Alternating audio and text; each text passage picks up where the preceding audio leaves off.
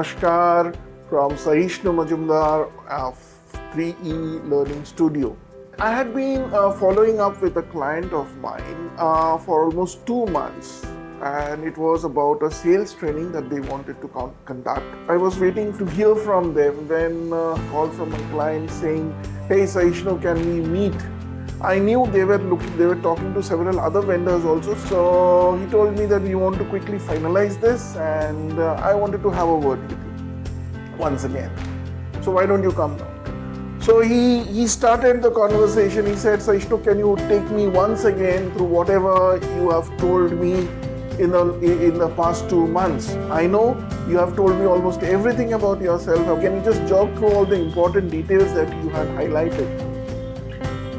And as I was talking to him about all this, almost abruptly interrupted me and he said, "Tell me more about you as a sales professional." I wasn't expecting this question. I was uncomfortable with it. But nevertheless, I said, "Okay, let me take you through what I have already told you." And I told him and I highlighted that I was navigating a largely technical ecosystem. The products that I was selling was largely technical, and I, from a non-technical background, had to walk that extra mile to become comfortable with the market, the customer, the products, almost everything. I told him that I was doing all this, most of it, without any formal training. There was no formal training, either technical or sales. 2-3 minutes, he heard me very patiently, and as he was hearing me, I could see him getting excited, face actually light up. And he said, "You must have had a very, very bright start, and you must have been a very star performer, And I paused for a moment. I became very curious, and I asked, what made him think that I was a star sales performer? The response was very simple yet very powerful. He said, "Why else would you move into sales training, Sahishnu? You are a good sales professional. You have been an excellent sales professional. That is why you came into sales training. How else could you teach my team to shine?" These words were indeed very simple, but they hit me very hard. Yes, those words were very flattering, but that was not the picture that was correct. I felt that as if I had misled him into believing about me something that I was not. Unwittingly, I did not want, but unwittingly I had led him into believing that I was a great salesperson.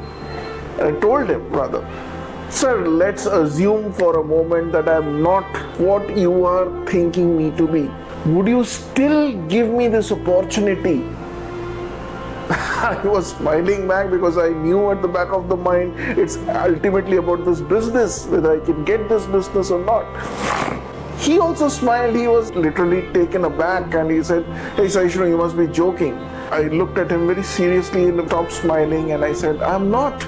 Let's assume I am not even close to the person you are thinking me to be. What would you do then? What would your answer be then?" Suddenly there was complete silence in that room. A very light atmosphere suddenly became very heavy, very tense, very stressed, as if a disaster had happened. After a few moments of reflection, he, with a very serious face, with a very heavy face, he told me, "Sahishnu, in that case, I would have to correct that picture that I have in my mind about you.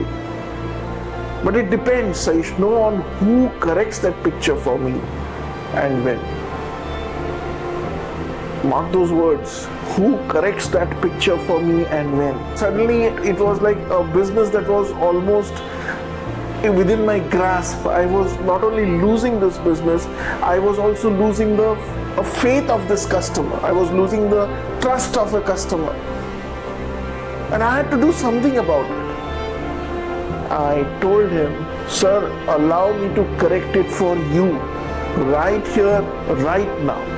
As a matter of fact, I am not even close to the impression that you have built about me."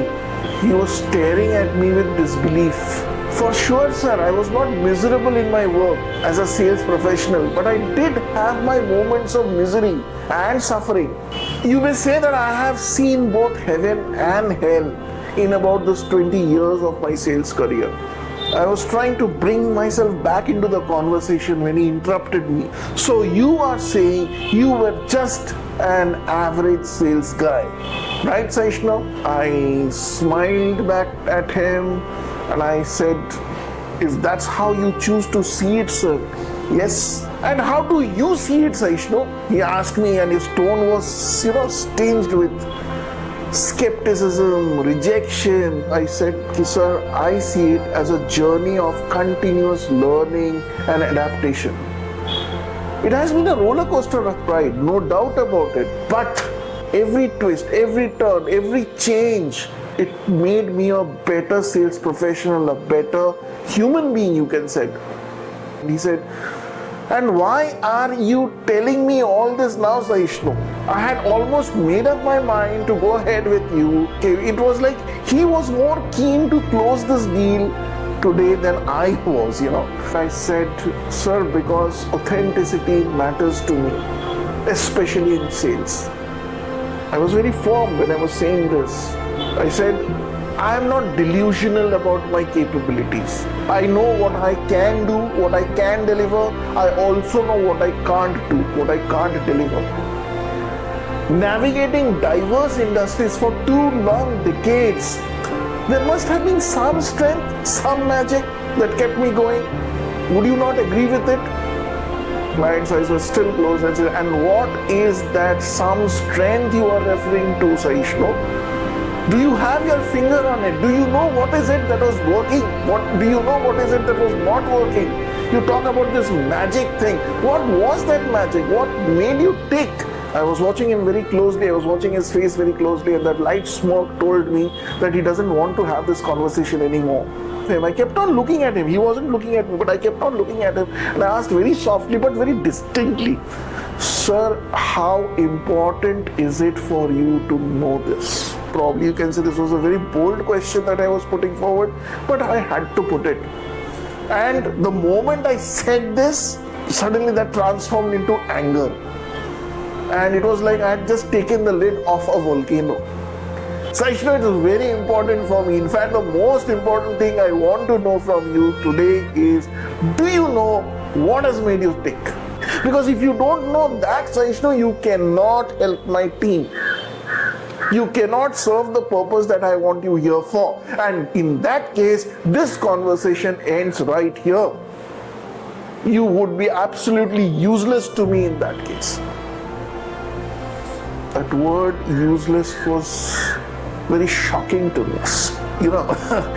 I was almost frozen in my seat. But then I gathered a little bit of strength and I said, let me explain this to you, sir. But I want you to listen to me once more and with an open mind. He crossed his hands like this, he leaned forward and he said, Saishnu, I'm all ears. I said, sir, if I was very successful in one company, but struggling to stay on my feet in the next, the reason was that I was trying to replicate success by repeating what had worked for me earlier. So my focus was completely on succeeding. I was so eager to repeat this success that, I would gobble up every bite of knowledge that I could gather, whether it's from the customer, whether it's from the market, whether it's from my own team. If I've learned something new, I would go and show it off to my customer, even when it was not required. In my head, I had amassed plenty of know-how, technical know-how, commercial know-how, conversational knowledge, emotional nuances. I had amassed all of that. What I did not know was how to combine them in a different way each time, telling a different but a powerful story or creating this magic. What I did not realize then was that being a great salesperson is like being a great chef. You can make a number of mouth-watering dishes using the same basic ingredients. It does not matter if you have the finest or the best ingredients with you. I did not realize that the magic does not lie in the ingredients. The magic lies in the process.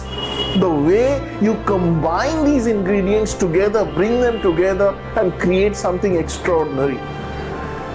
In sales, that process is the sales conversation.